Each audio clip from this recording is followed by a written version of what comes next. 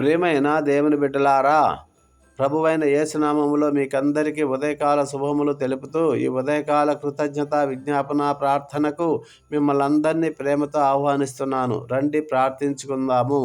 మమ్మల్ని అతిగా ప్రేమించినటువంటి మా ప్రియ పరలోకపు తండ్రి, నీకు వేలాది వందనాలు, స్తుతులు, స్తోత్రాలు.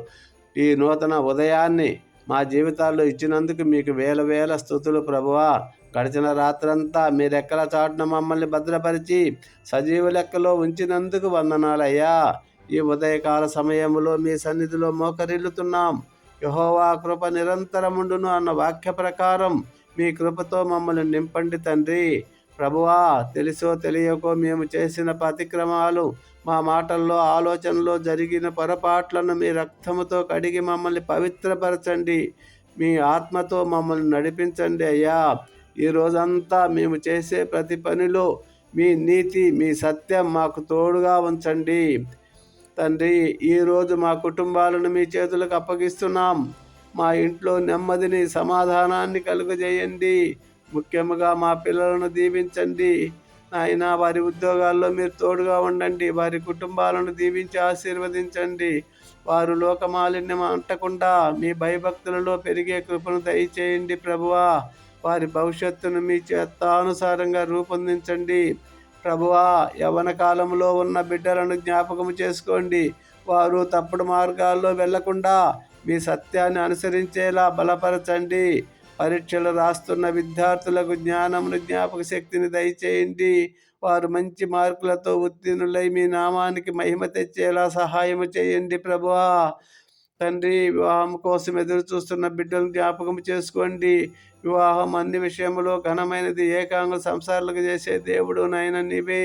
వారికి సరైన సమయంలో యోగ్యమైన తోడును దయచేసి వారి కుటుంబాలను ఆశీర్వదించండి. గర్భఫలము కోసం వేచి చూస్తున్న దంపతులను దీవించండి. గర్భఫలము యెహోవా అనుగ్రహించు బహుమానము, పిల్లలు ఆయన ఇచ్చు స్వాస్థ్యం అన్న వాక్య ప్రకారం వారికి సంతాన భాగ్యాన్ని ప్రసాదించండి ప్రభువా. సమాజంలో, కుటుంబంలో కీలక పాత్ర పోషిస్తున్న స్త్రీలను దీవించండి. వారిని ఆత్మీయంగా, శారీరకంగా బలపరచండి. ఉద్యోగాలు చేస్తున్న వారి పనుల్లో, వ్యాపారాలు చేస్తున్న వారి ప్రయత్నాల్లో మీరే తోడై ఉండి జయాన్ని ప్రసాదించండి. ఆర్థిక ఇబ్బందులతో సతమతమవుతున్న వారి అవసరతలను మీ ఐశ్వర్యము నుండి తీర్చండి ప్రభువా. అనారోగ్యంతో ఉన్న ప్రతి బిడ్డను తాకండి. మీ గాయపడిన హస్తాలతో స్వస్థతను దయచేయండి. మీరు పొందిన దెబ్బల చేత మాకు స్వస్థత, విడుదల కలుగుతున్నది ప్రభువా. నేనే నిన్ను స్వస్థపరిచి యెహోవానన్న మాట వారి జీవితాల్లో నెరవేర్చండి. వికలాంగులను, శారీరక బలహీనతలతో ఉన్న వారిని జ్ఞాపకము చేసుకోండి. వారికి మీ ప్రత్యేక కృపను, ఆదరణ దయచేయండి ప్రభువా. వ్యాపారాలు చేస్తున్న వారి పనుల నిర్ణయాలను మీ జ్ఞానముతో నడిపించండి.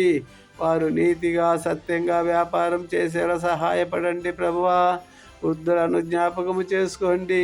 వారి శేష జీవితంలో వారికి ఆరోగ్యాన్ని, సమాధానాన్ని, ఆదరణను దయచేయండి ప్రభువా.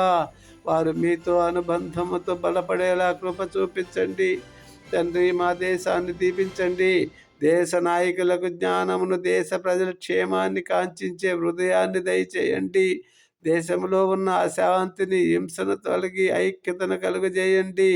ప్రపంచ శాంతిని ప్రసాదించండి. యుద్ధాలు, సంఘర్షణలు లేని ప్రపంచాన్ని రూపొందించండి ప్రభువా. అయ్యా, ఈ రోజంతా మీరే మాకు వెలుగుగా ఉండండి.